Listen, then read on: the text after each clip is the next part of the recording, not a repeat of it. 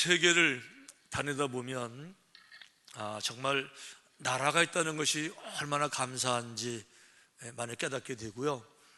조금 더 나가게 되면 우리 기독교인들이 나라를 정말 사랑해야 되겠다, 이런 사실들에 대해서 아주 절절하게 느끼게 됩니다.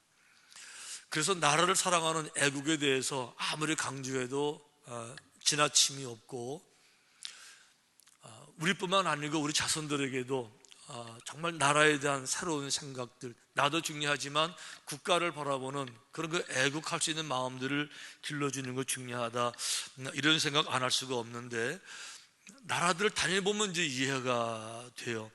저 같은 경우도 제가 농담으로 가끔 말하지만 세계 선교하면서 지구를 한 40바퀴 돌았다고 그랬잖아요. 마일리지 계산하면 정말 그런 계산이 나와요. 터키, 여러분 이스탄불 아시죠? 아주 고대 도시고 문화적 유산지 이스탄불입니다. 그런데 이스탄불의 옛날 이름이 콘스탄티노플이에요. 콘스탄티노플. 로마가 전 세계를 지배할 당시에 지금 그리스, 터키까지가 로마의 영토였습니다. 그런데 콘스탄틴 황제가 AD 330년에 로마의 수도를 이탈리아 로마에서 지금의 터키로 옮겨왔어요. 이스탄불 쪽으로 옮겨오면서 그 도시 이름을 콘스탄티노플, 콘스탄틴 황제의 도시로 정한 거예요. 그러니까 지금 터키 땅은 옛날에 다 로마 같은 국내 로마 지역이었다는 거죠. 거길 가보게 되면 기독교 유산이 다 그냥 남아있어요. 많이 폐허가 됐지만 흔적들은 남아있죠. 그 중에서 여러분 그 요한계시록에 7개 교회 나오잖아요. 에베소, 서머나, 버가모, 두아드라, 사데, 빌라델피아, 라우디게아. 제가 옛날 어렸을 때는 이런 모든 것들이 상징적인 것인 줄 알았었어요. 그리고 이스라엘 동네 안에 있는 나라 안에 동네, 가버나움 있듯이 갈릴리 있듯이 여기 에베소, 서머나 이렇게 알았는데, 나중에 알고 보니까 그런 게 아니고 지금의 터키 나라에 이 도시들이 다 있는 거예요. 지금도 도시들은 그대로 있어요. 에베소 도시는 지금도 가게 되면 인구가 한 200만 명쯤 되는 현대 도시로 아주 잘 발달되어 있고요. 서머나 도시, 버가모 동네 다 있잖아요. 그 궁금한 것은 뭔가 하면 그 요한계시록에 나오는 7개 교회들이 있는데 그 사도 요한은 경고한 것이거든요. 너희들에게 이런 문제가 있으니까 이 문제 해결 안 되게 되면 촛대를 옮기리라, 교회를 폐쇄하고 교회를 무너뜨린다, 이런 경고잖아요. 그러면 그 지역마다 교회들이 남아있어야 되는데 남아있을까? 하나도 안 남아있어요. 다 무너졌어요. 그럼 우리의 숙제가 뭔가 하면 왜 무너졌을까? 그럼 이 사람들이 사도 요한의 경고를 무시해서 에베소 교회를 말하게 되면 첫사랑을 회복하라, 첫사랑 회복하지 못하게 되면 촛대를 옮기라고 말했는데 첫사랑을 회복하지 못해서 무너졌을까? 이런 이제 궁금증이 풀잖아요. 신학교에서 안 가르쳐 주는 거예요. 그런데 터키를 방문해보고 알았어요. 7개 교회들이요, 그 경고를 받은 다음에 정말 회개했고 그 건강한 교회로 잘 자라왔어요. 잘 자라왔는데 어느 날 7개 교회가 한 번에 싹 무너졌어요. 왜 무너졌느냐? 교회가 타락해서가 아니고 그 나라가 망한 거예요. 그 나라가 망한 거예요. 그래서 오스만 제국이 터키 지역을 점령하면서, 그리고는 이슬람 문화죠. 이슬람에 들어오게 되면서 온 나라의 건물들 다 부숴버렸고요. 당연히 교회 다 부숴버렸고요. 이름도 바꿔버렸어요. 콘스탄티노플에서 이스탄불로 이름도 바뀌어버린 거예요. 제가 그 역사를 공부하면서 이게 나라를 못 지키니까 교회들이 다 무너지더라고요. 나라가 깨지니까 모든 건물들이 다 무너지고 교인들 다 잡혀 죽고, 정말 기독교인들이 정신 차려서 나라를 지켜야 되겠더라고요. 그러고 보니까 북한의 그림이 한 번에 다 그려지는 거예요. 북한은요, 나라를 지키지 못했어요. 북한은요, 공산주의에게 나를 빼앗긴 겁니다. 공산당들은 누굴 말하죠? 무신론자들을 말하는 거예요. 전부 다 하나님을 안 믿는 거예요. 종교는 인민의 아편이라 가르친 사람들이죠. 그들이 들어오게 되니까, 본래 대한민국의 교회 부흥은 평양에서 시작이 됐다고 말씀드렸잖아요. 그런데 평양뿐만 아니고 전체 북한의 모든 교회들을 싹 불태우고 싹 무너뜨리고 교인들은 싹 잡아 죽이고 탄광으로 끌고 간 거예요, 여러분. 우리가 더 잘 알잖아요. 사실이잖아요. 나라를 못 지키니까 교회들이 다 다 무너지고요. 북한에서는 성경책을 가지고 있는 것만 가지고도 감옥에 가는 거예요. 봉숙교회 칠봉집 2개 있는데 가짜 교회인 거 알고 계시죠? 평상시엔 예배 안 드려요. 그랬다가 외국인들이 오게 되면 예배 드리는 척 하는 게 그 교회잖아요. 그러니까 나라가 망하니까 교회가 다 깨지고 교인들 죽는 걸 바라보면서 야, 기독교인들에게 있어서 이 나라들이 얼마나 중요한가를 다시 알게 되는 겁니다. 제가 터키를 방문하면서 이게 이제 버가목 지역에서 사온 접시예요. 7개 지역을 저희들이 방문해 보는데 각 지역마다 성전 뜰은 남아있고 성전 터, 기둥들도 많이 남아있고 담들은 남아있기 때문에 무너졌지만 2000년 전 거기 때문에 어떤 유물로 보관을 하고 있어요. 보실 수가 있어요. 거기 가서 버가목 교회 깨진 데 가서 무너진 현장에 가서 사온 거고요. 요거는 라우디게아 지역에 가서 그 교회 현장에서 사온 거고, 요거는 에베소 교회 가서 에베소 지역 가서 사온 거예요. 우리 빌리지에서 제가 가지고 왔는 건데, 이런 것들이 뭘 말하는가 하면 나라를 못 지키니까 교회들은 자동적으로 무너지는 거예요. 그래서 참 너무 안타까운 것은 우리가 참 대한민국도 우리도 기독교인들이 깨어서 나라를 지키고 관심을 가지고 기도해야 되겠다 이런 생각 드는데, 여러분 아시다시피 2차 세계대전 끝나고 나서 미국과 소련을 중심으로 완전히 냉전 체제가 되면서 이 공산주의와 자유주의 사상이 나눠지게 되면서 이 사상에 의해서 나눠진 나라가 3나라가 있었어요. 독일이 있고 베트남이 있고 우리 한국 3나라가 있었어요. 지금은 그 2나라 모두 통일이 됐고 우리만 지금 이제 아직 통일이 안 된 반쪽 상태가 우리 상태입니다. 그런데 독일의 통일하고 베트남의 통일을 비교해보게 되면요, 완전히 다른, 완벽하게 다른 그런 통일을 여러분 이루었어요. 우선 독일 통일은 여러분, 독일 통일은 통일하면서 한 사람도 죽지 않고, 통일이 된 다음에도 죽지 않고, 통일이 된 이후에도 여전히 그들은 자유를 마음껏 누리고, 그리고 여전히 그 지역사회, 유럽뿐만 아니고 전 세계로 모든 사람이 부러워하는 그런 통일을 이룬 나라가 독일이에요. 그런데 베트남의 통일은 여러분 그렇지 않았었어요. 베트남은 알다시피 이제 월맹과 그리고 이제 월남이 서로 싸웠어요. 미군이 도와줬지만 결국 패하고 말았습니다. 이래가지고 통일이 됐어요. 그런데 통일된 다음에 통일되기 전까지 전쟁에서 죽은 사람보다 통일되고 죽은 사람들이 훨씬 더 많아요. 월남은 통일되자마자 그 철통처럼 철벽을 쳤어요. 자기들 나라를 완전히 가두고 외부와 교제를 모두 끊고 자체 청소부터 20년 동안 청소를 시작한 거예요. 그래서 월남은 베트남은 통일되자마자 어떻게 했습니까? 군인 가족, 경찰 가족, 공무원들, 현직 교사, 자본가, 사업가, 종교인은 무조건 숙청의 대상이고 사형을 시켰어요. 얼마나 많이 죽은지를 몰라요. 그래서 너무 기가 막히게 막 죽어나가니까 거기다가 죽을 게 뻔하니까 어떻게 했습니까? 탈출하기 시작한 거죠.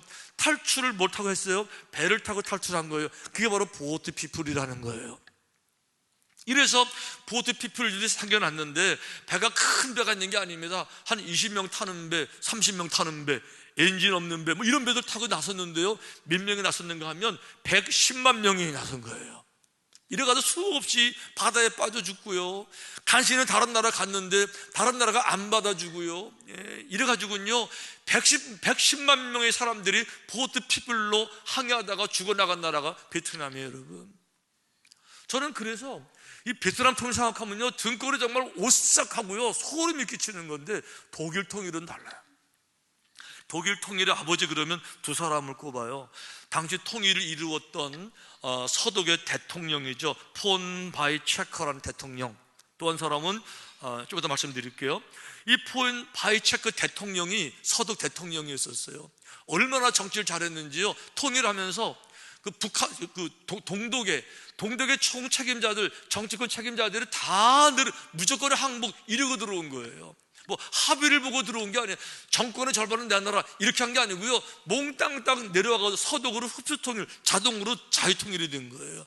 이걸 이루는 사람이 폰 바이체커 대통령이에요. 이분이 이렇게 말했어요. 정치인에는 두 가지 종류의 정치인이 있습니다. 한 사람은 지도자로서의 정치가가 있습니다. 영어로는 스테이트맨이에요.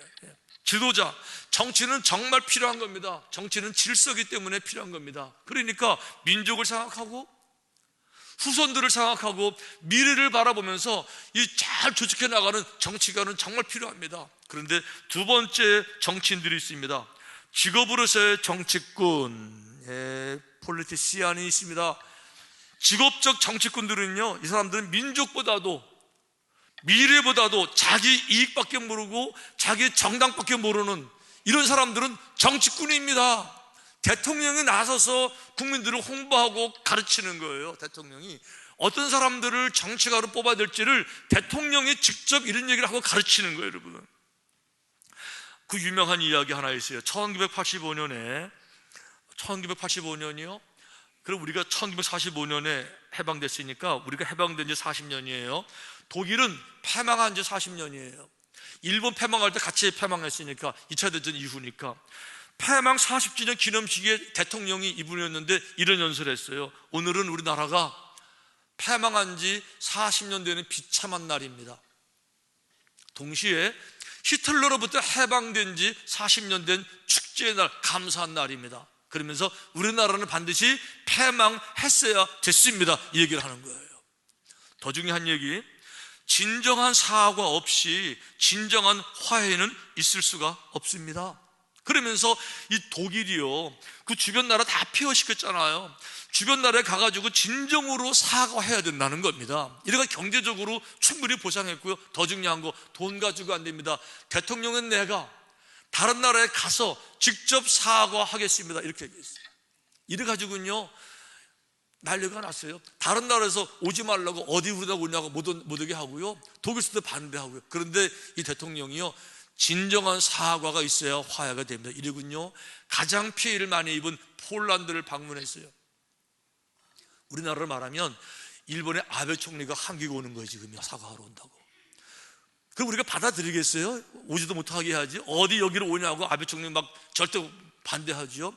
폴란드가 이렇게 반대했어요. 어딜 여기로 오냐고 니네들이 난리를 쳤어요. 그거를 뚫고 그리고 폴란드를 갔어요. 대통령이 직접 가서 진심으로 온 독일을 대표해서 진심으로 폴란드 국민 앞에 진심으로 사과를 했어요. 와, 놀랍죠? 이게 진심이 통한 거예요. 또 한 사람, 헬무트 콜 총리입니다. 콜 총리 아시죠? 이분은 총리가 다 이제 그 정책을 다 하는 거죠. 실질적으로는 이분이 통일을 이뤄내는데 동독 뒤에 누가 있어요? 소련이 있잖아요. 이게 안 되는 그림이잖아요. 소련을 찾아갑니다. 설득합니다.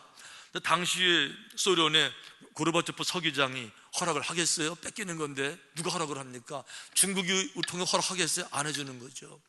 더 중요한 거는요, 독일 외에 그 옆에 영국, 프랑스 모든 나라들이 이 통일을 다 반대했어요. 왜? 독일 통일하게 되면 또 우리 침략한다 이거예요. 이래가 다 반대했습니다. 이래가지고 영국 수상도 러시아를 갔다고 그러잖아요. 가서 통일 안 된다고 다 이렇게 하지 말아라 부탁 이렇게 따르잖아요. 그런데요, 이 콜 총리가 생각해 봤어요. 외교를 풀어야 되는데 이 시대에 가장 영향력 있는 나라가 어딘가? 미국인 걸 알았어요. 그래서 미국을 3번이나 방문해서 당시 부시 대통령을 만나서 부시 대통령을 설득하는 겁니다. 부시 대통령이 그 말을 듣고 도와주기로 약속을 한 거예요. 이래가지고 부시 대통령이 소련에 전화해서 소련을 하려고 그래서 소련을 경제적으로 돕기로 약속을 하고, 또 독일 외에 유럽 다른 나라들을 경제적으로 돕기로 약속을 하고, 미국을 담보해서 결국 콜 총리가요, 외교로 총 한 방 쏘지 않냐고, 한 명 죽이지 않냐고, 그리고 철조망을 헐었고 결국은 통일을 이루어낸 거예요. 통일된 이후에 한 명도 죽지 않고 여전히 진정한 자유를 마음껏 누리는 그런 국가가 되었고요. 저는 그래서 이 독일 통일을 생각하게 되면 막 자다가도 막 정신이 번쩍 들고 막 희열이 생기고, 와, 이거야 통일은 이렇게 하는 거고, 예. 근데 아쉬운 게 한 가지 있어요. 독일 통리, 우리에게 다 교과서가 되는 것이고요, 이미 통일을 성공시킨 사람 두 케이스가 있다 그러면 한국 사람들도 이 두 케이스를 똑같이 공부하고 똑같이 연구해서 백성들에게도 지도자들이, 학자들이, 나라를 이끌어가는 분들의 백성들에게 두 가지를 똑같이 팩트를 설명해서 백성들이 판단하게 하고 좋은 길을 선택해 가야 되는데, 여러분 정직하게 손 들어보세요. 여러분, 제가 말씀드리기 전에 독일 통일을 이루어낸 독일 통일 아버지 그 시대의 대통령 이름 알고 있는 분 손 들어보세요. 예, 서방 세계가, 저는 미국으로 살았잖아요. 서방의 모든 사람들이 독일 통일을 바라보면서 위대하다고 찬사를 보낸 그 주인공을 이름하는 사람이 한 명도 없는데, 여러분 호치민이라는 이름 오늘 처음 들어보신 분 손 들어보세요. 우리 백성 중에 호치민을 모르는 사람은 없어요. 자, 이제 두 나라 통일이 됐습니다. 우리나라만 통일을 못하고 있는데 어느 쪽 통일을 해야 됩니까? 어느 쪽 길로 가야 되는, 둘 다 가능해요. 둘 다 이루었으니까. 독일도 이루었고 베트남 이루었고 둘 다 성공했어요. 둘 다 가능성이 있는 그림이라 그러면 우리는 어느 길을 선택해야 되겠습니까?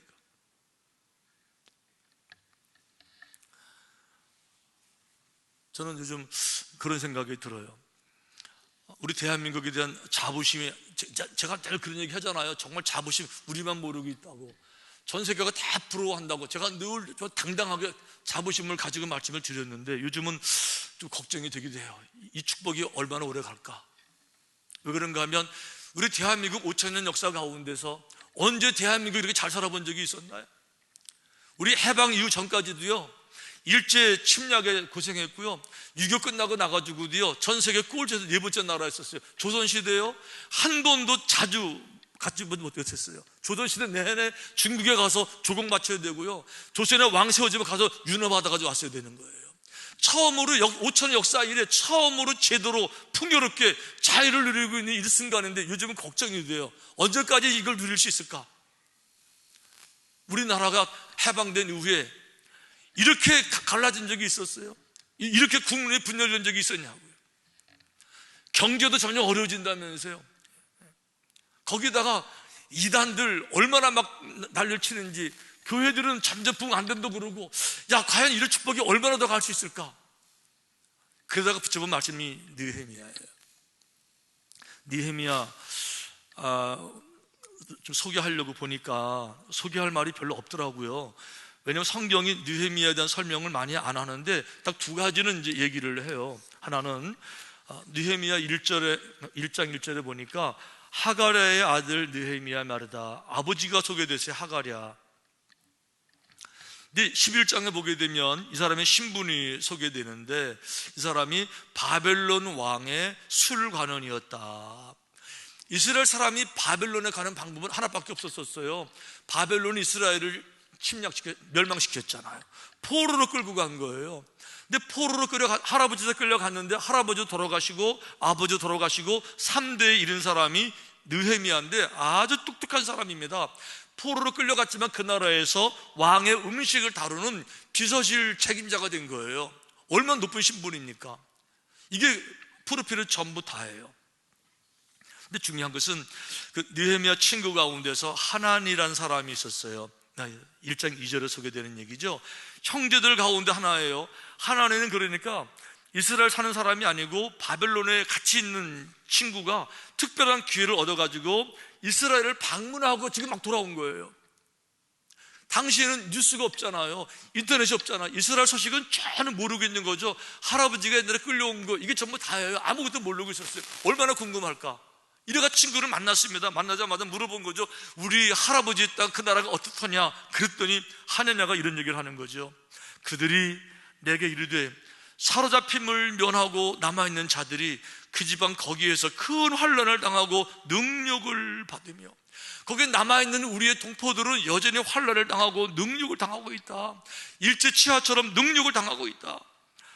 예루살렘 성은 허물어지고 성문은 다 불탔다. 이런 뉴스를 처음 들은 거예요. 설마 했는데 처음 들은 거예요. 이 말을 듣자마자 내가 이 말을 듣고 앉아서 울고 수일 동안 슬퍼하며, 그 말을 듣는데 너무 가슴이 찢어져서 어디 가서 엉엉 울었는데 1시간 울은 게 아닙니다. 하루 울은 게 아니에요. 수일 동안 우는 거예요. 울면서 기도하는 겁니다. 하나님이 우리의 나라를, 우리의 조국을,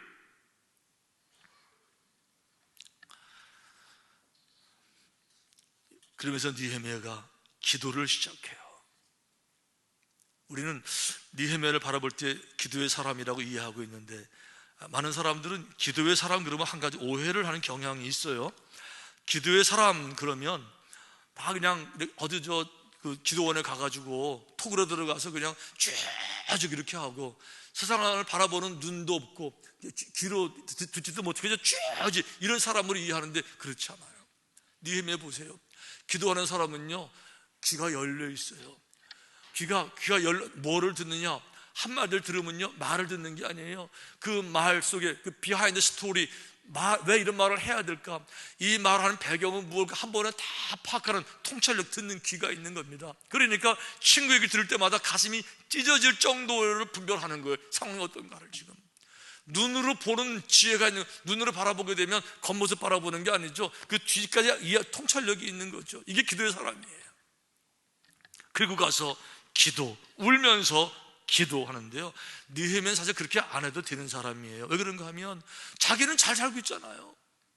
자기는 고통을 안 당하잖아요. 자기는 거대한 나라 바벨론의 비서실장이잖아요. 뭐가 부족하겠습니까?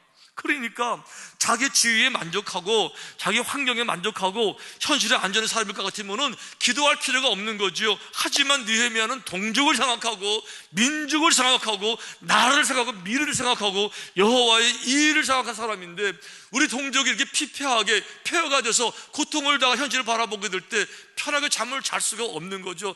편하게 음식을 먹을 수가 없는 거죠. 뭐부터예요? 기도부터. 주님께 나와서 엉엉 울면서 부르짖어 기도부터 시작하는 거예요. 어떤 분은 그렇게 말할지 몰라요. 기도가 무슨 소용이 있냐고. 기도가 샤머니즘 그런 거지 무슨 소원이. 여러분, 그렇지 않아요.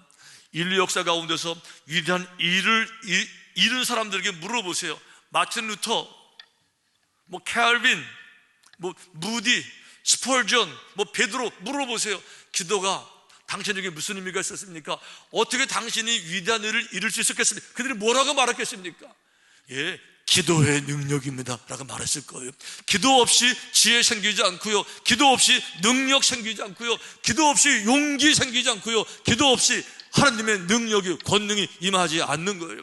기도를 통해서, 하나님의 통찰력을 통해서 이 시대만 바라보는 것이 아니라 이 시대의 미래도 미리 알게 되는 거고, 미리 보이니까 안타까워서 설교하고 안타까워서 설명하고 안타까워서 기도하는 거고요. 눈에 안 보여도 뻔한 거니까, 아니까, 느껴지니까, 통찰력이 있으니까 기도의 사람들의 그런 능력이 생기는 거죠.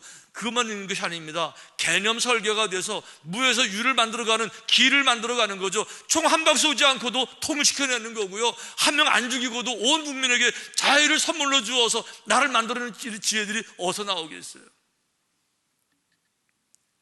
우리 한국에 역사적 위기가 있을 때마다 우리 기독교인들은요, 모였어요. 종치면서 모여서 이런 찬양 불렀어요. 삼천리 강산, 금수강산. 그 모여서 기도했던 거예요. 찬양하고 기도하고 여호와께 아뢰고. 우리 그런 찬양 많이 불렀죠. 아까 제가 서론에 말씀드린 거, 어둠 밤 마음에 잠겨, 이 찬양 하나 하고, 아까 말한 내주는 강한 성령 두 개 놓고 고민했었는데, 이거 어둠 밤 마음에 잠겨, 역사의 어둠 짙었을 때에, 우리나라에 위기가 올 때마다 일제시대에 3.1운동 하면서 교인들 수천 명이 죽어간 거 아세요? 다 아시잖아요. 민족의 어둠이 올 때마다 우리 교인들을 깨서 나라와 민족과 후대를 위해서 기도했던 거예요. 매달려 기도했던 거죠. 그리고 하나님의 지혜를 구했고 그 능력을 구했고 나라를 이렇게 이루어낸 것이에요. 지금 또다시 기도할 때 아닌가요?